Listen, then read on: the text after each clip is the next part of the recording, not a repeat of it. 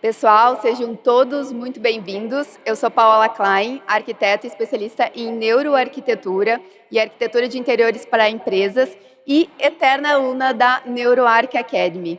Estamos aqui no segundo dia do quinto NeuroArch Day, a maior conferência de neuroarquitetura, neurociência e arquitetura da América Latina. E hoje já começamos aqui com... A palavra da palestra foi uau.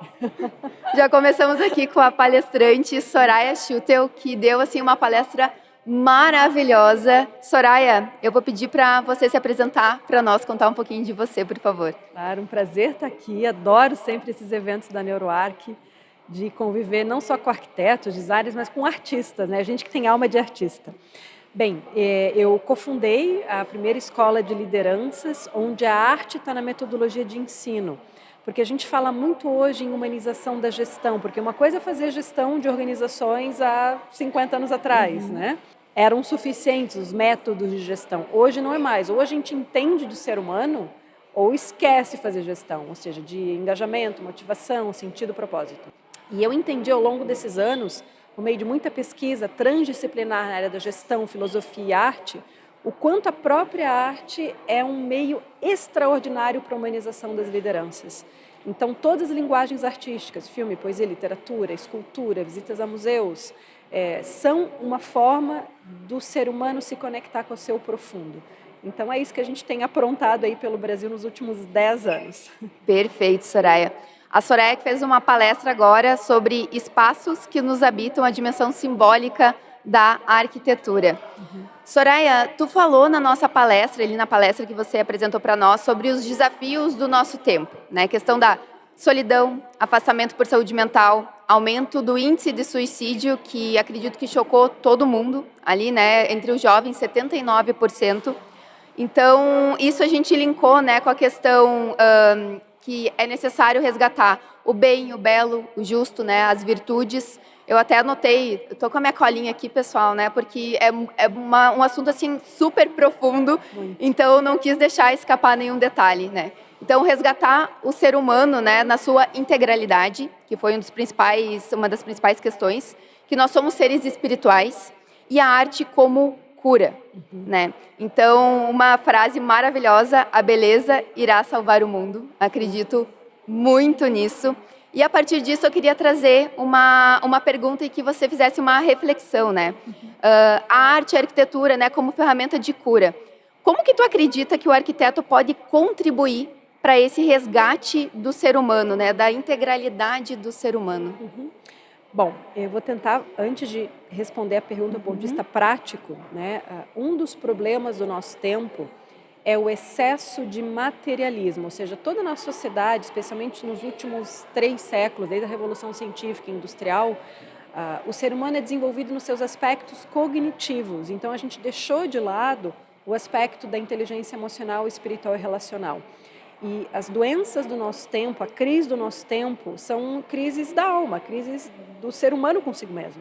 Então, o que a gente precisa fazer? Todas as áreas, todas as ciências precisam cada vez mais reintegrar o ser humano na sua totalidade, que são todas essas dimensões.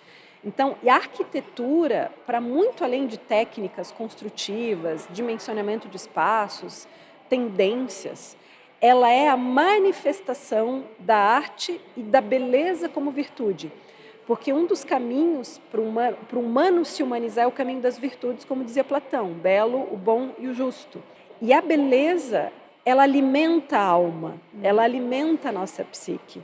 Então, quanto mais a gente cria ambientes harmônicos, em todos eles, sejam os ambientes urbanos, sejam ambientes escolares, hospitais, lares, mais a gente vai gerar essa cura interna que é o que o nosso mundo precisa.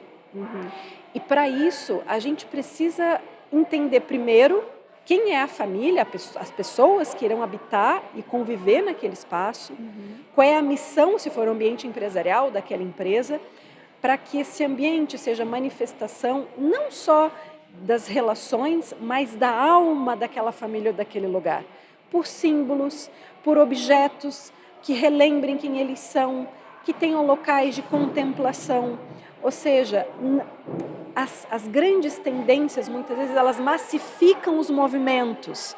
Então, um arquiteto, um designer, ele pode não criar para além e fica só naquele movimento arquitetônico.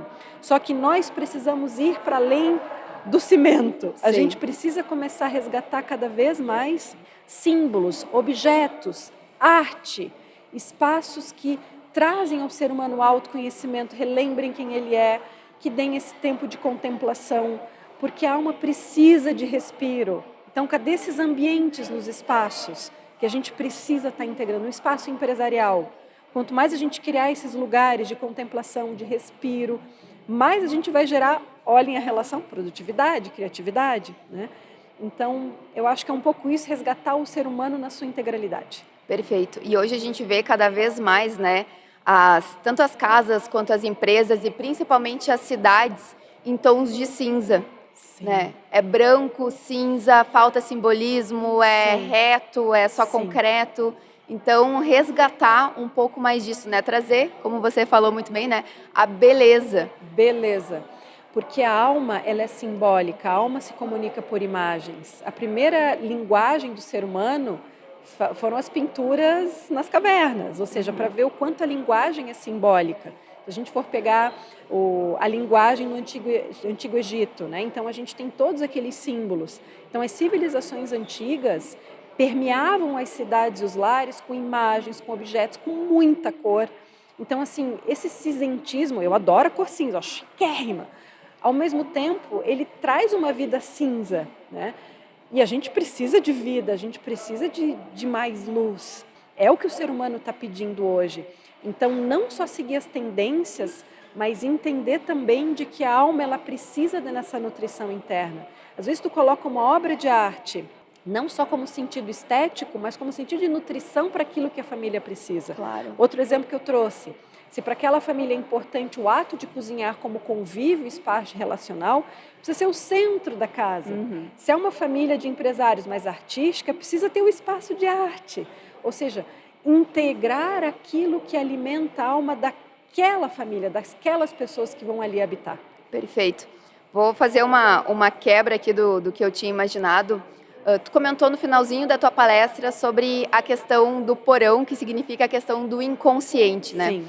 Eu estava resgatando aqui e nas nossas casas, normalmente agora a gente não tem mais porão, né? Isso, você consegue linkar alguma coisa com o simbolismo dessa época, das questões das casas cinzas, sem porão, sem inconsciente? Completamente.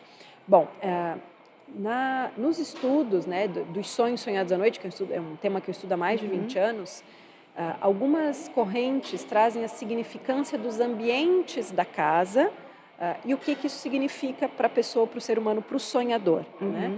O porão seria esse lugar mais profundo, mais inconsciente, de coisas que a gente não enxerga, quando a gente enxerga nos sonhos.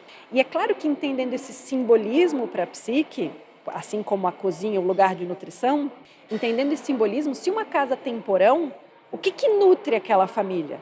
Do ponto de vista psíquico, não só um lugar de depósito. No passado, se tinha muitos porões, por muitos motivos. Um deles era a conservação dos alimentos, porque não tinha geladeira. Sim. Eram lugares mais frescos, onde se conservava o alimento. Mas olha que interessante, para o inconsciente familiar isso é um símbolo extraordinário, porque é o lugar que tu está alimentando aquela família. Então, quando o arquiteto ou designer começa a entender que a casa é um símbolo fundamental para a psique humana, porque todo ser humano vai sonhar com casa, todo. E toda pessoa vai escolher um símbolo de uma determinada casa e tem motivos para isso.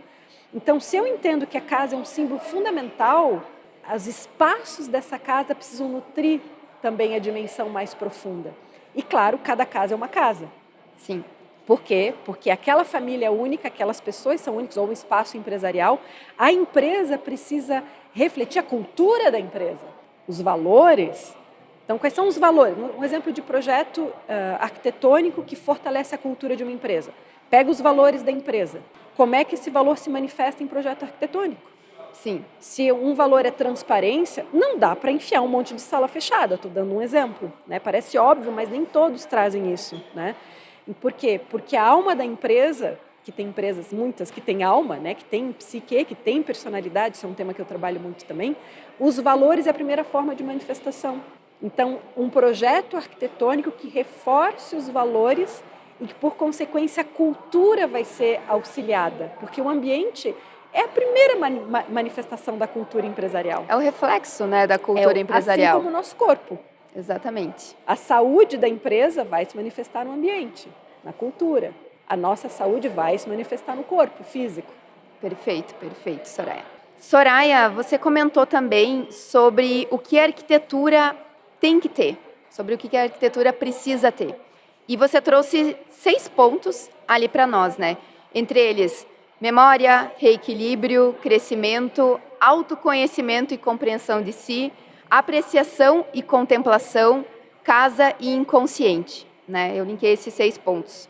Trazendo para o tema desse NeuroArc Day, que é estado de presença, quais desses pontos, né, ou qual o principal ponto que tu acredita que seja mais importante para a gente conseguir resgatar o nosso estado de presença, principalmente nesse mundo hiperconectado, com muita informação, que parece que a gente sempre está com aquela síndrome, né, de estar perdendo alguma coisa. Sim. Qual desses 6 pontos, assim, tu acha que seria mais importante para a gente conseguir resgatar mais esse estado de presença? Eu traria o ponto para o estado de presença contemplação. Então, é entender, de novo, é sempre sobre o usuário, né? Uhum.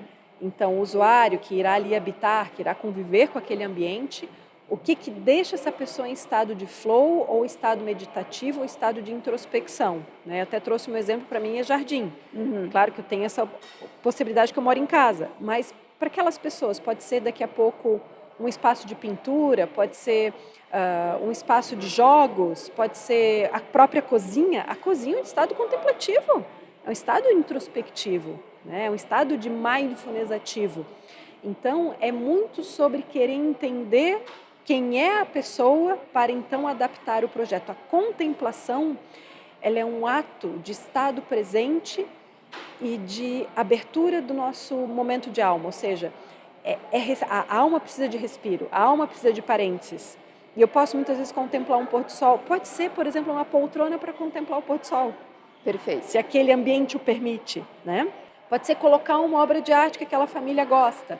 Então, é entender aquele ambiente, as pessoas que irão ali viver ou se relacionar como espaço de trabalho, para ter o espaço da pausa. Muitas vezes, gente, as férias não estão dando conta do cansaço porque a gente não aprendeu a descansar. Porque o descanso, ele não é no momento das férias, ele precisa ser diário. São os momentos de pausa, né? Micropausas. Micropausas, um banho relaxante, ouvir uma música. A música está presente na minha vida porque eu sei o poder da música. Claro, a música é que te coloca em estado contemplativo, não é aquela que aumenta a ansiedade. Então é isso que eu vejo, ou seja, o que como símbolo no espaço traz esse momento de pausa. Não, perfeito. E, na verdade, claro, a gente precisa ter isso nos ambientes, mas a gente pode fazer isso também em pequenos momentos ao longo do dia, né? Não necessariamente Sim. Em ambientes físicos. Eu vou trazer até um insight que eu estava tendo aqui. Quando eu vim para São Paulo, aqui para essa conferência, eu vim de avião na parte da noite. E eu tenho uma questão familiar que eu fico muito nervosa quando eu pego um avião. E daí eu fiquei pensando, o que eu faço, né, para tentar aliviar um pouco essa minha ansiedade? Então, como a gente estava na parte da noite, eu olhei pela janela, sentei na janela e vi aquele mar escuro, algumas luzes, e de repente, quando a gente estava chegando em São Paulo, aquele mar de luzes. E a gente começa a contemplar essas pequenas coisas. Claro que pode ser da natureza, né? Mas essas pequenas coisas também servem como pontos contemplativos, acredito, né? Pequenas pausas. Sim. Sabe, todos nós temos os nossos pequenos traumas, né? Sejam familiares, sejam da nossa história. Por isso que, na minha visão técnica, é tão importante olhar para os sonhos sonhados à noite. Porque a alma sabe tudo. Então, eu sei quando algo está ruim. Uhum. Eu sei quando algo pode ter problema, porque eu olho para os meus sonhos. Então, quanto mais a gente olhar para a nossa atividade psíquica, que é uma forma de contemplação. Autoconhecimento. Lembrar dos sonhos é contemplar. Uhum. Por isso que o momento presente é sobre lembrar aquilo que eu vivi de noite para viver bem o dia. Perfeito. Soraya, a gente poderia ficar aqui mais de 2 horas conversando. Sim. Esse assunto é extremamente profundo, maravilhoso. O pessoal já falou ali que a gente precisa dar uma encerrada. Mas eu gostaria que você deixasse o exercício, para quem está nos escutando e nos assistindo, o exercício que tu deixou para nós na palestra. E claro, faço convite também para todos que quiserem assistir a palestra na íntegra, foi maravilhoso. Então, gente, o convite que eu fiz é que a arte é uma ferramenta de cura, assim como a arquitetura, como manifestação da arte pode ser. E o que a gente precisa é de cura para o nosso mundo interno. Então, a provocação que eu fiz é: escolha uma obra de arte que te representa e que fala de ti. Por quê? Entra mais no aspecto emocional. Faz esse exercício, escreve ou desenha partes dessa obra que te representa. Pode ter certeza que essa representação fala do teu profundo. Não tenta racionalizar muito, só bota no papel. É uma experiência bem especial. Perfeito. A gente precisa buscar de novo a nossa espiritualidade, né? Somos seres espirituais, seres simbólicos. Muito obrigada, Soraya. Obrigada, um prazer estar aqui. Pessoal, então essa conversa foi maravilhosa com a Soraya. Vou pedir para vocês, se vocês quiserem se aprofundar um pouquinho mais nesse assunto, fique de olho nas nossas redes sociais, que a gente vai estar disponibilizando muito mais conteúdo.